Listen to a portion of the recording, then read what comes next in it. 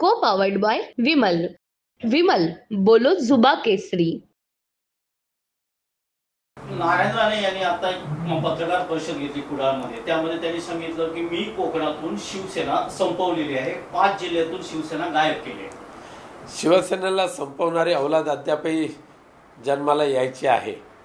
पैशाच्या मस्तीवर जरी ह्या मतदारसंघामध्ये फक्त 48,000 जर विजय मिळवला तर त्यांचे हात स्वर्गाला टेकले असं त्यांनी समजू नये.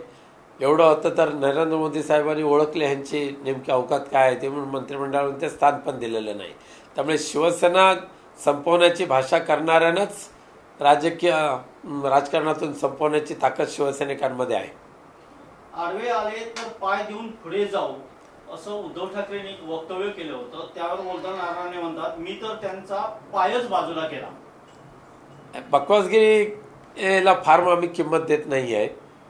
अगदी 2005 सालचं जे भाषण ते 2024ला चालू आहे. त्यामुळे फार काय आम्ही त्यांच्या वक्तव्याची गांभीर्याने दखल घेत नाही. महाविकास आघाडीची आज बैठक झाली आणि त्यामध्ये विधानसभेच्या विजयाचा दावा केला. यावर बोलताना राणे म्हणतात की आम्ही आहोत आणि आम्ही राहणार, कोणी दावा करून काही होत नाही. महाराष्ट्रामध्ये काय अवस्था झालेली आहे शिवसेना भाजपा आणि त्यांच्या युतीची ती त्यांनी एकदा पाहावी. महायुतीला उद्धव ठाकरेंनी असं म्हटलं होतं की मुस्लिमांसह मराठा सुद्धा आपल्याला मतं मिळाली. यावर बोलताना राणे म्हणताय की मुस्लिमांबाबत मातोश्रीवर एक वेगळा शब्द वापरला जातो जो मी इथे उच्चारू सुद्धा शकत नाही. आज त्यांची पोटात जे जळफळाट चाललेली आहे ती तीच आहे. भारतीय जनता पक्षाचे लोक जे त्यांची जी कीड वळवळते ती तीच आहे.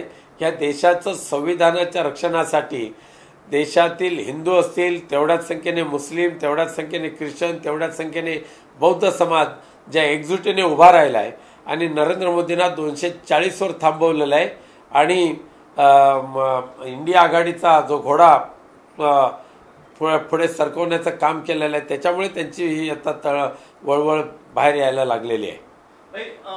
छगन भुजबळ नाराज आहेत, जाहीरपणे वक्तव्य करतात. महायुतीत कुठेतरी त्या घटक पक्षांमध्ये बेवनाव सुरू आहे असं आपल्याला वाटतं. 100% आता विधानसभेच्या जशा निवडणुका येतील तसंच अजित पवार गटाला कुठल्या कचऱ्यावर कशी फेकून देतील ते बघा.